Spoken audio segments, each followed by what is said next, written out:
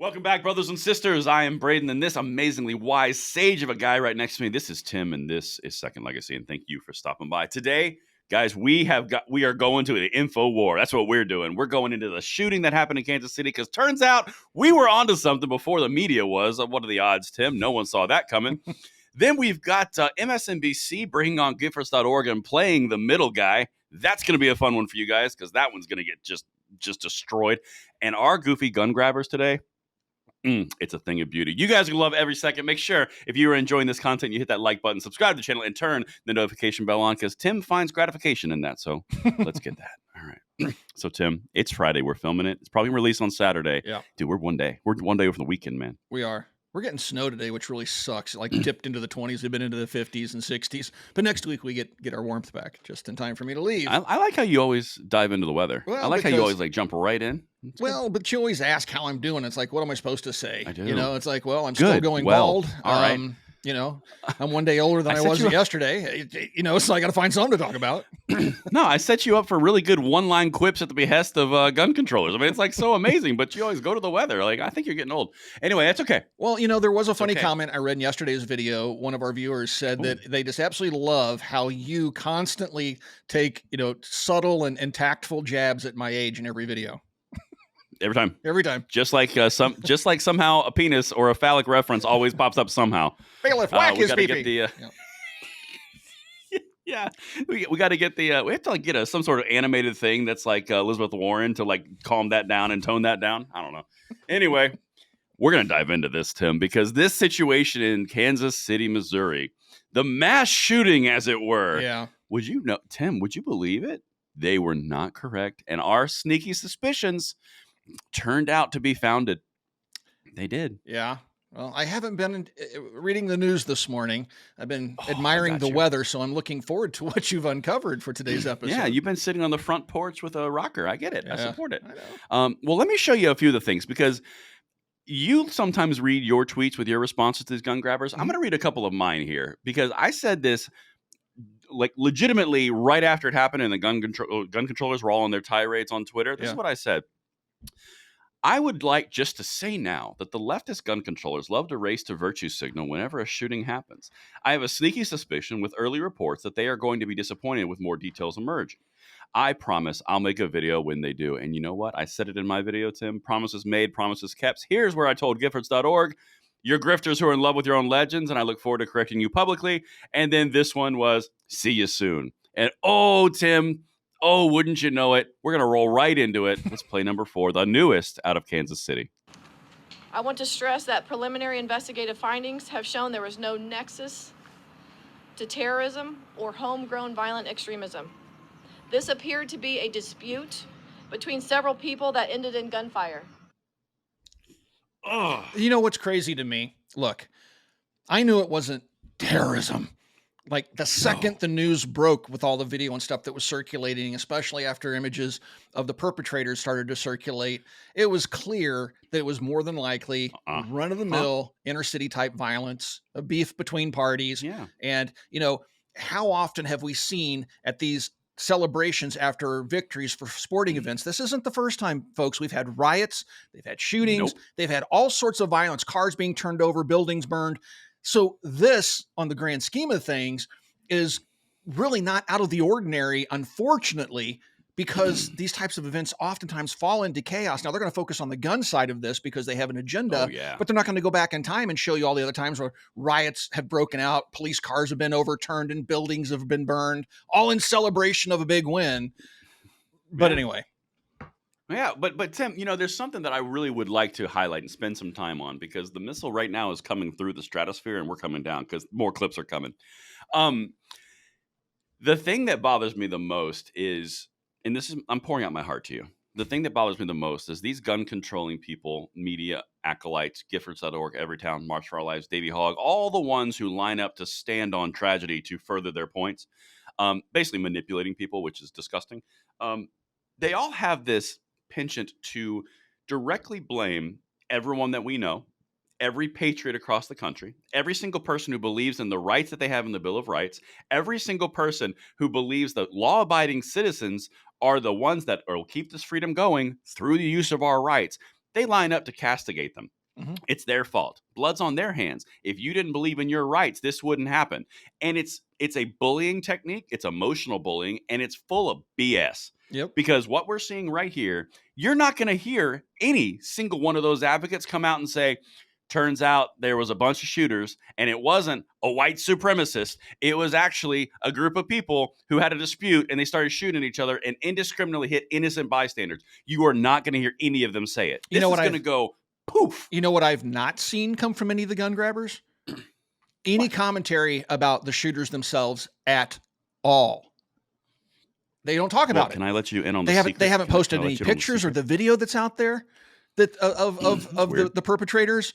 They don't post any of that. All they do is post some random, like I saw somebody post a picture of a child's shoe that was left behind on the street, you know, and yep, that was Brady United gun control group, right? So we should maybe try to grab that. But again, they're yanking at those emotional heartstrings. But what they're not posting pictures of and what they're not talking about are the people that were pulling the triggers, because it doesn't fit their narrative. They fall into a protected class that the anti-gunners will never touch. So but it's not only the protected class. It's also a direct damnation of all of their gun control points. When I get into this in a second, you're going to see in this next clip, it gets even worse. It's not just about a protected class. It's about a lot more than that, all right? So we're going to get to that in 1 second, so put a pin in that one. The big thing about this, it just bothers me so much, dude. I just want to clarify, though, but the whole protected class thing, what I'm talking about is there's certain groups of people for any number of different reasons that they simply will not talk about. I'm not talking about like government protected classes or, I'm talking about media protects. They just won't talk about certain things because it goes against their narrative. Talking about, and that's what I mean by protected. No, 100%. Right. So just you're want to talking clarify about the protected buckets that the left tries to put us in to pit us against each other, because you're in voting blocks, you're in voting groups, whether it's single mothers, whether it's African Americans, whether it's homosexuals, whether it's XYZ. That's what they do. They pit it. That's what they do. They divide and they pit. Just like when we've had the trans shooters and stuff like that. They don't want to talk about that part. They don't even want the manifestos coming out. They try to suppress that. They just want to talk about the shooting because that goes against their narrative. So that's the protected class. They're not going to talk about that. And that's what I was going for. Okay. That was the dead tell. If you guys are watching this, the dead tell, and the reason that I kind of put those tweets out and I felt comfortable enough to put those tweets out, it was pretty early on. But the thing that was the dead giveaway, this is free little nougat for you guys. There was no images of the shooter. There was no images of the gun. There was no images coming out of who was seen in this back alley with this angle. None of it.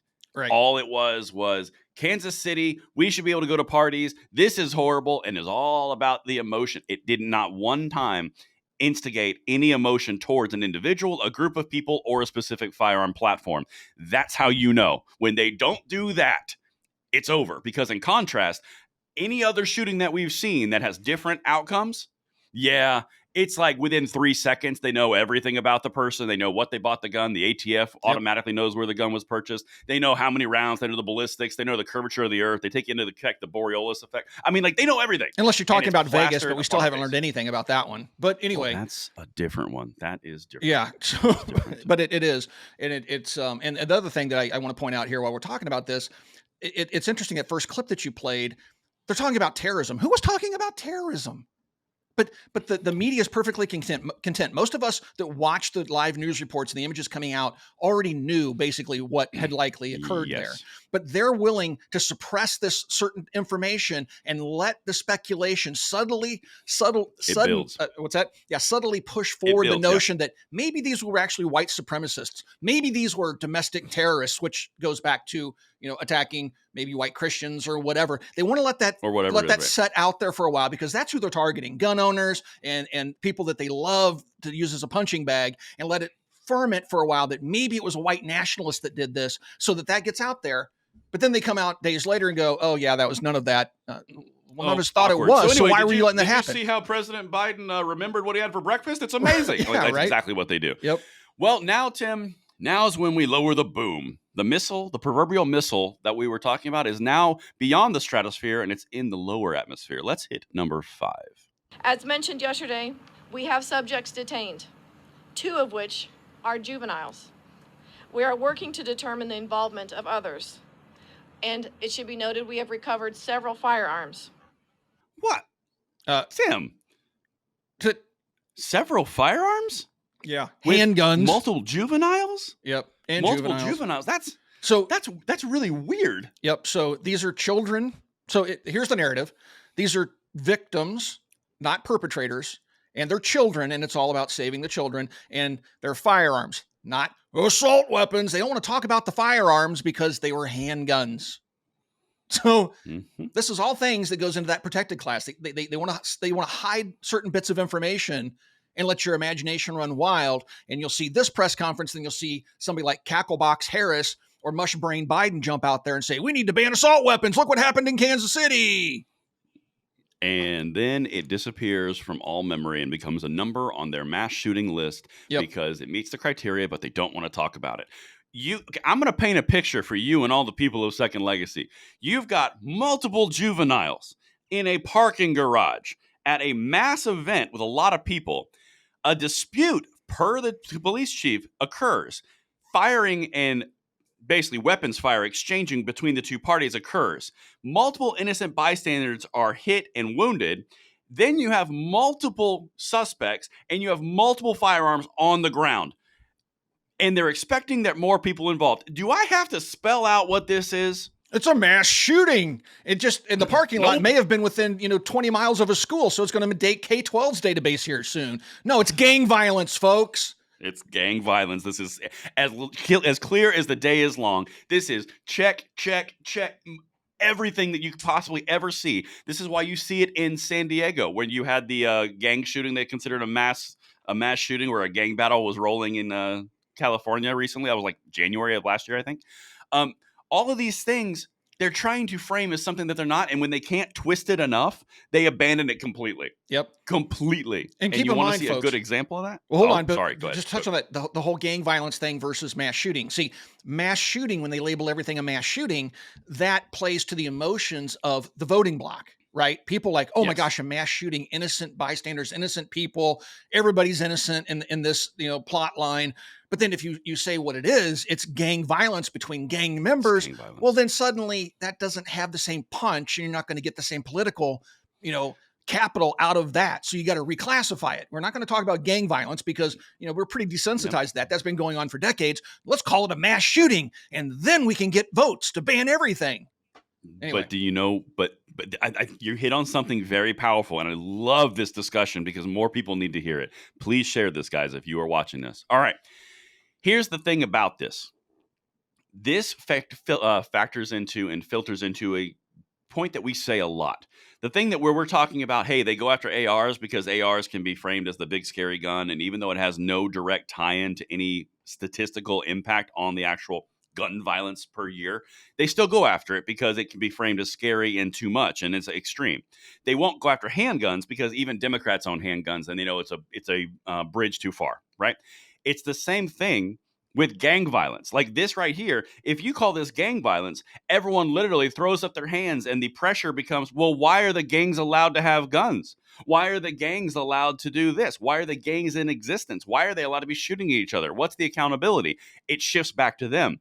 If it's about a gun, ooh, no, you see that guy in the back of that clip? Yeah, that's the mayor. He was all pounding his chest for we need common sense gun reform until this came out, and he got real uncomfortable real quick. Yeah. But the whole point is you have to make it about something outside of your control. Therefore, you can't be blamed for it. Yep. That's a very important piece to this. Yep. And also the other thing is when we want to reclassify it as to what it is and call it gang violence, their immediate retort is to go to their old bag of tricks and just call you a racist or something, some ist, because they can't have you talking about what's going on here. They need you to focus on their crafted narrative, which is this is a mass shooting event. But it's not just race, though. That's the thing. But that's just it. That's what a gang doesn't say anything about the race. They're gangs of every nationality and ethnicity. But if you say gang violence, the racists on the left assume you're talking about people of color, like black people. And so they're going to call you a racist. That's their hang up. I know that there are Asian gangs and black gangs and white gangs and Amish gangs. It has nothing to do with race. A gang is a gathering of people. Hold on a second. There's Amish gangs? Yeah, they had a whole television show on Discovery called the Amish Mafia or something. It was amazing how violent they are. Man. It was almost like it was scripted. Okay. You just took me into the ditch so hard mentally. Well, there's beards, there's hats. Yeah. I don't even know. Anyway, this is an important piece. The racial component of what you just said, it's not just race. They'll do it with anything. It will be class. It will be race. Yes. It will be age. Anything that they can pit one group against another on, they're going to leverage it. Yep. Whatever has the most punch and impact in the current society, they're going to do it. You've seen the left in multiple organized societies from the last 100 years do the exact same thing. They take the broad population, they look at a small population, they say, they're after you, get them. They're now destroyed and taken care of, and complete control and homogeny is achieved. You can name your civilization, but they will always try to divide you among these. But we're not buying it, Tim. We're not buying it, particularly since G3 has a really awkward thing that was coming up about race and the gun controllers. It's so uncomfortable. Yeah. It's so uncomfortable. But speaking of uncomfortable, I've got to move to this next segment. This is going to be a short segment because I can only take so much of Chris Hayes, Tim. That's fair warning. I can only take so much of this guy. Fair enough. Oh, man. You heard me ranting pre-show. Yeah. All right. This is number 6. Doctor, could you hit this one? Missouri is a state that's been, almost a leader, a forefront, I would say, in the kind of, gun absolutist movement. Do you think today changes that at all? Probably not, sadly. But I think that has more to do with the way that this debate has been framed in this country. It's been very successfully framed by gun manufacturers as it's been falsely framed. It's been framed as a debate. And look, we don't know what weapon was used. We don't know motive. We don't know any of that stuff. I'm not talking about today. I'm on because today happened and I'm just... Missouri is a state that's been, almost a leader, a forefront, I would say, in the kind of, gun absolutist movement. Do you think today changes that at all? Probably not, sadly. But I think that has more to do with the way that this debate has been framed in this country. It's been very successfully framed by gun manufacturers as it's been falsely framed. It's been framed as a debate. And look, we don't know what weapon was used. We don't know motive. We don't know any of that stuff. I'm not talking about today. I'm on because today happened and I'm just pissed off. And so I want to talk about this. I want to talk about the fact that they frame this debate as people like me who believe in gun safety versus people who own guns. But I also own a gun. And I don't think that's what's really going on in this country. I think this is between Americans and greedy corporations. Oh, there you go. May I set a few guide rails on this one to provide details as we dive in? That guy that you heard talking to Chris Hayes, Skinny Tie Extreme Wonder. Yeah. He's a board member at Giffords.org. I just want to throw that out there. Giffords.org. So now that we know that, Tim, And the but rule once again applies. I'm a gun owner, but I mean, where do these guys get off? It's like, do they really think that they're fooling anybody on our side of the argument by saying, like Davey Hogg, they all do it? Well, I'm a gun owner and I want responsible gun laws, like ban everything, including knives. It's so disingenuous, but he had to slip it in there. Like he's so programmed, it just fell out of his mouth.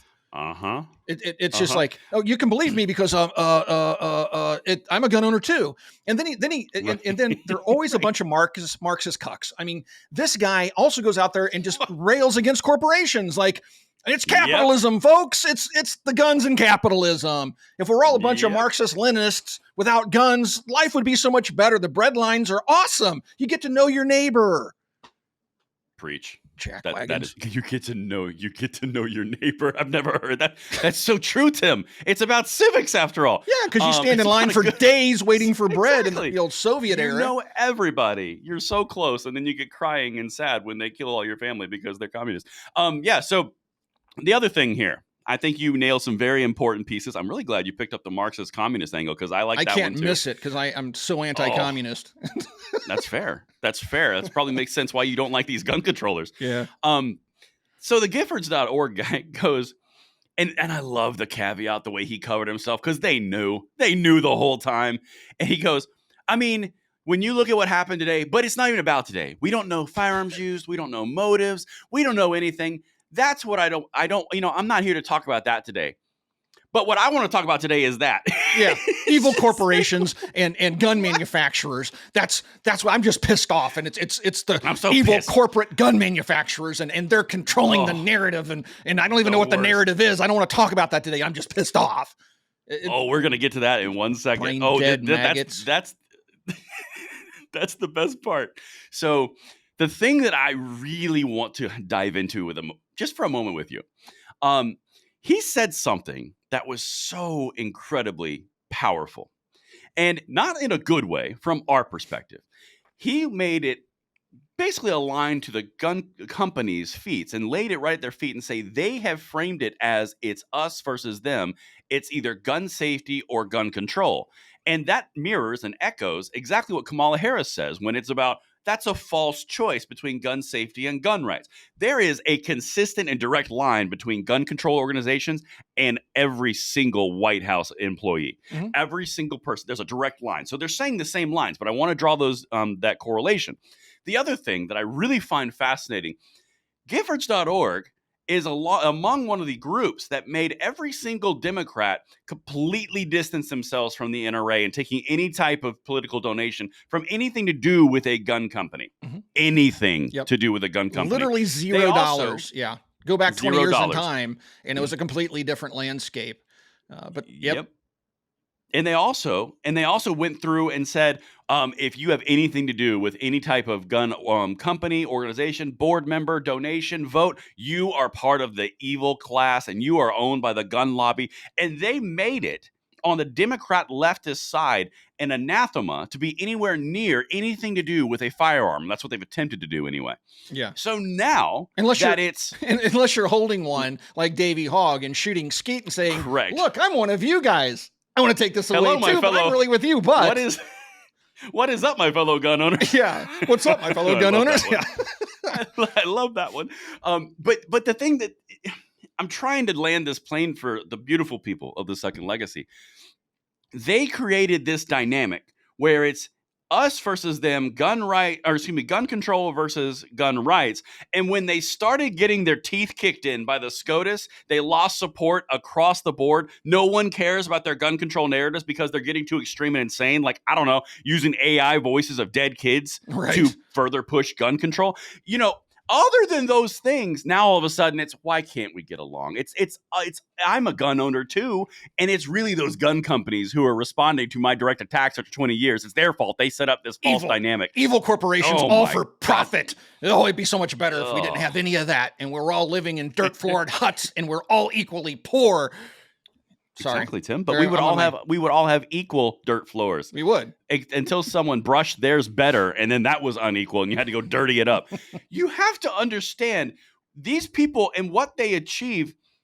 Let me boil it down. They are not trying to build an equal society where everyone is being built up to an equal point. They are trying to tear everyone down to equality. You cannot look past that point. Right. And I will never accept socialism or communism because the entire method of which they achieve their equality is only through destruction. It is not through construction. Right, and oppression. And if you think for a minute you'd have your fancy little iPhone or your fancy little computer or your Tesla that drives itself down the road, if we were in a communist regime here in the United States, if any of that technology that we developed would exist today under such circumstances, you're wrong.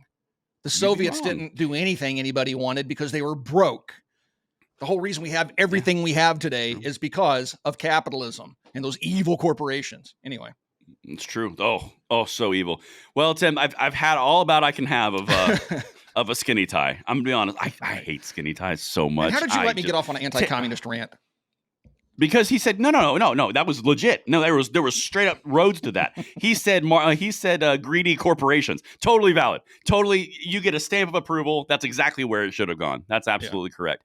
But where we're going to go now, though, buckle up, beautiful people, because this goofy gun grabbers right here is going to get you hot. Yeah, this one's going to be a little spicy. So let's jump on over to. Let me take a look at my notes here. Let's get old Jess up if we can, Doc. Yeah, this is number 7, and Jess Piper. I kind of follow her. She's an anti-gunner on X, and she's always good for gems like this one.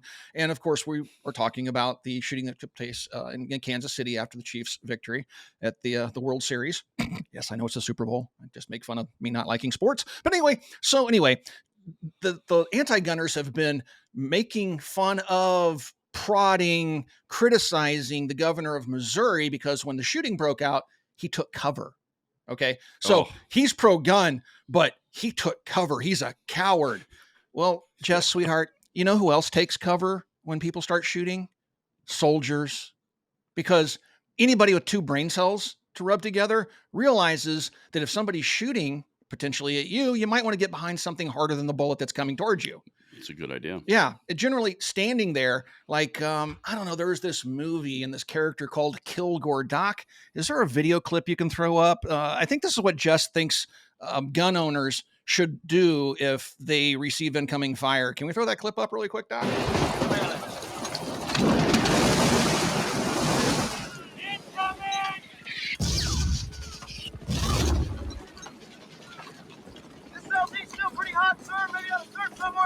What do you know about surfing, Major? I'm gonna get out there and surf. I mean, that's what she thinks. Apparently, the governor should have done. Just stood there with his Stetson on and just like, yeah, I'm a gun owner. I don't take cover.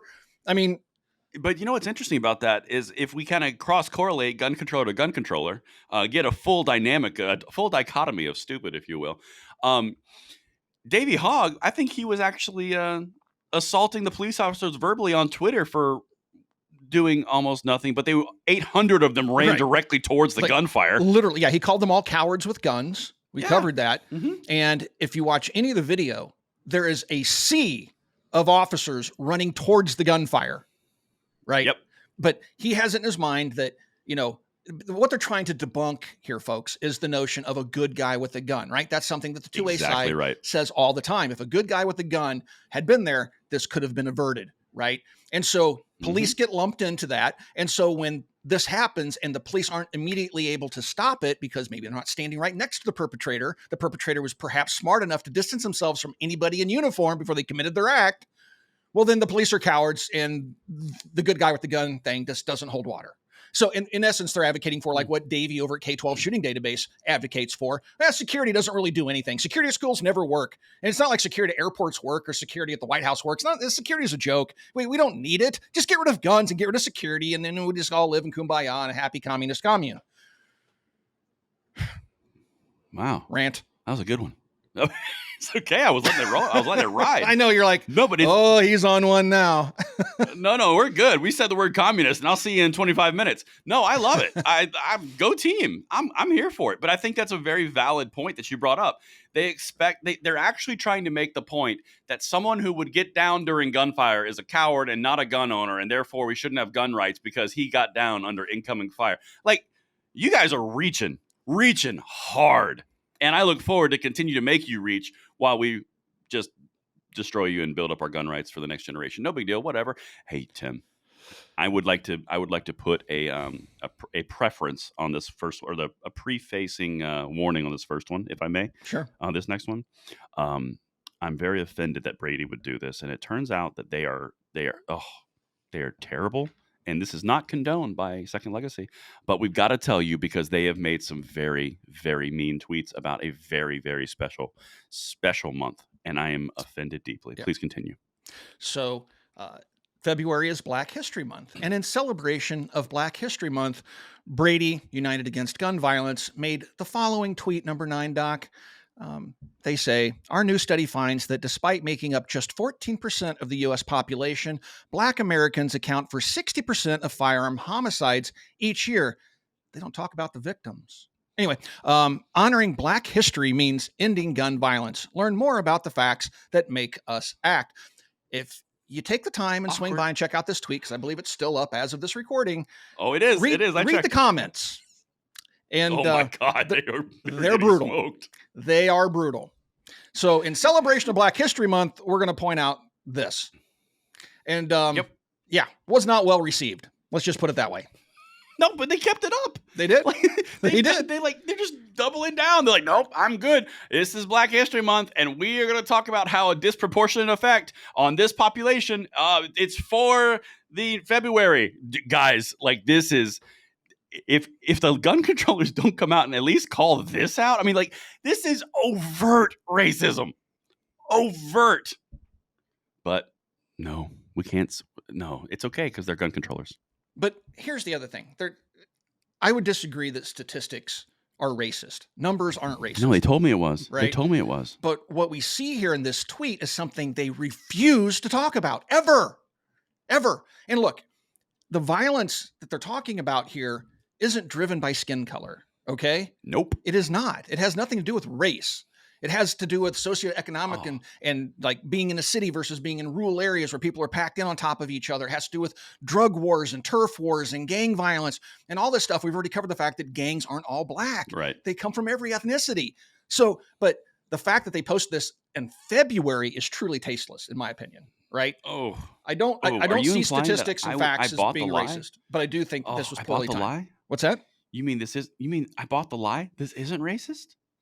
No, because if you go to number 10, they told me it was. Gun Facts, a great X account, had a response to this, which puts a little bit more detail around it. So if we could throw up number 10, Doc. Gun Facts shows a chart that we would encourage you guys to take a look at here. It says the primary reason from a purely statistical basis is street gang activity. Using street gang demographic data from the National Gang Violence Center, we estimated that as much as 85% of gun homicides are street gang related or nexus. It is reflected in the chart below. So, strange. Something we've been saying for some time. Now, again, that's 85%. Hold on. While you do that, I'm gonna do some math. Keep going. Well, they're just talking about homicides here, right? They're actually talking about the victim. Where in the previous tweet, where old Brady's talking about, they're talking about the shooter, the trigger puller, but they don't talk about how many of the victims are black, Hispanic, whatever, white, right? They always want to leave that out. Anyway, so he talks about the whole picture, and then that's what this chart talks about. And again, you can look at this chart and people will say, well, but this totally out of hand, dismiss it as racist. I can go back into when I attended community college, I took criminology and criminal justice, and I'll never forget the professor stood up and said, I'm going to give you some FBI statistics. And then we're going to have a discussion about these statistics. And he quoted similar statistics that Brady just quoted, right? A black girl stood up in class and admonished the professor for being a racist piece of junk and stormed out of the class to the dean's office to get, put into a different class or something. So this is a common tactic to the left. We can never talk about the core problems, the gang violence and the issues that might be going on that's related to our larger cities versus our rural areas. We can never address that because immediately that doesn't fit the narrative they want to push. They'll just label you as a racist, dismiss it out of hand, and they'll just go continue to push for gun control. It's not the guns, people. Guns don't pull their own triggers. But because we refuse and we try to shout down and call everybody a racist that tries to talk about the actual problem and how we can address it and fix it, well, now you're just a bigot and we got to go back to banning guns. Yeah. Well, I did some math while you were talking, Tim. Okay. Interesting. About 20,000 homicides occurred last year. We've covered this. It's roughly 85% of that would be 17,000. So are you telling me that in a nation of how many people now? 330 million-ish. 50 million? Yeah. 330 million? Only 3,000 were actual homicides outside of gangs? Are you trying to tell me, Tim, that is true? Yeah. Oh, hold on. Let me do some more math just for the people. 3,000 divided by 330 million. There's a lot of zeros in there. I don't know if I can hold the 9. The calculator go there. I got you. Yeah, I got you. So just so you know, if it's 3,000 out of a population of 330 million, those numbers are 0.0000009% of the population. Yeah, I think that classifies. We should probably take all the gun rights away. Yeah. We should probably take all the guns away. That is right. 5 zeros. We will not address the gang problem, the inner city violence problem that's driving the vast majority of these crimes. Instead, we're just going to focus on the guns and criminalize the law abiding by taking away their rights. Does that make sense to anybody? I mean, like, really, does it? They don't want to fix the problem. Racism? They need the problem because that's how they're going to get your guns. They will never address the core problem, actually try to help people or try to actually save lives, because that might get in the way of their agenda. So instead... So it's not racism. No, it's not. Oh, man. Are you saying that I bought the lie earlier? Oh, my goodness. But see, that's what the left does. It's a common tactic. If they don't like what you're saying, you're a racist, and that's how they dismiss you. Oh, totally is. Totally is. Hey, can I do this last one of gun grabbers? Yeah. I'm proud of this one. Yes. I'm proud of this one. Thanks, dude. Just gonna grab the wheel real quick. This is number 11 from Giffords.org, one of my favorite .orgs. Quote, the gun lobby is fond of saying we don't need any more gun laws. Fine, then let's have one fewer. Repeal the PLCAA and allow communities to hold gun makers in the same standard as literally every other company. Giffords board member. Man. Yeah. Well, Giffords board member. How about no? Yeah. I mean, and then... Oh, go ahead. Oh, sorry. Go ahead. No, I was just going to rant a little bit. No, please. I've been ranting all day. Go. Okay. You did. I know. I wanted to get my fair share. Because we are egalitarian now, apparently. So we don't need any more gun laws. Fine. Okay. So no more gun laws? Because the PLCAA is a federal one. So you guys are still kind of pushing a whole lot on the state level. And there's a lot of other companies that are also immune from any type of lawsuits and any type of thing from their product, like, I don't know, drug companies. Mm-hmm. Yeah. Can't talk about that one. Nope. You can take the Fauci ouchie, but you can't, there's no recourse there if it causes problems. That's not uncommon. But if we were to apply, the whole reason this law exists is because the anti-gunners like Giffords have been trying to use the courts to punish gun companies, right? Saying that it's a gun company's fault for the products they manufacture that people misuse them. That's like saying you're fat because the fork company irresponsibly sold you a fork to shovel food in your face, or that perhaps we should sue car manufacturers into oblivion because of drunk drivers, or somebody that speeds and misuses their product and kills people, which happens far more common, or far more often, I should say. That's right. Yeah, if you take a look at the numbers we were just talking about. So that will not happen. And what they're saying here is like every other company, name that company, sweetie. I would like to know who that is. Are you're gonna sue the companies? How about the airline manufacturers? Sue them. Sue the car manufacturers. Sue alcohol manufacturers. Let's just sue everybody. You know what? You mentioned something interesting, Tim. You know what we should probably do? We should probably ban alcohol again. See how well that worked out. You know, that was they don't learn. That was a good one. Yeah, that worked out. Because banning thing is clearly the way to go. So you thought there was a bad reaction when you banned alcohol? Woo! Go after our rights. But I mean, you look at alcohol. The ban on various drugs like marijuana and stuff like that. That's been going on longer than the prohibition did on alcohol. And what? So you had prohibition gave rise to what? Organized crime that is with us to this day. Okay, and then we have the war on drugs. And what has the war on drugs given us? The gang violence we're talking about here. Most of these acts of violence are drug turf wars, gang members fighting over territory. That's what this boils down to. So every time you go out there, so if you were to follow again and ban all guns, what do you think the outcome would be? Criminal organizations would rise up, just like in a previous episode we talked about in Australia. They would manufacture guns for criminals, and guess who wouldn't have guns to protect themselves? You. That's what they accomplished with all these bans. I'm sorry. All they're doing is they're creating a vacuum in the system, and they're creating a demand for an entrepreneur to come in and satisfy that need. And all they're really doing is making the price go up, which leads to more illegal activity to propagate those funds in order to do it. This is a well-known statistical, analytical, and economic business model. It has been proven over hundreds of years. Can we please stop? It's not about anything but your control. You're dumb. How about you? Yep. Well, anyway, gosh, what a frustrating episode. It's like I got so wound up there. Mostly because of those darn communists. I mentioned communist. It's not good. It's not good when I mention communist around Tim. It's like a Pavlovian response.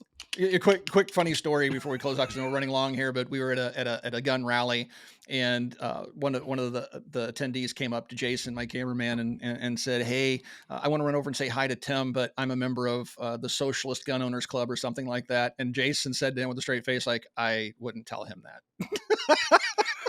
Don't lead with that. Don't lead with that. Go say hi to him. But he's not going to be too into that. And in all reality, I wouldn't have said anything to the guy. I just would have smiled, shook his hand, taken a picture with him or whatever, right? But it was just funny that Jason would say that, because Jason has heard me go off on way too many anti-communist rants while we're sitting in the cars for 10 hours going across country to whatever event it is. All right, folks. Thank you for watching Second Legacy, and we'll talk to you guys soon.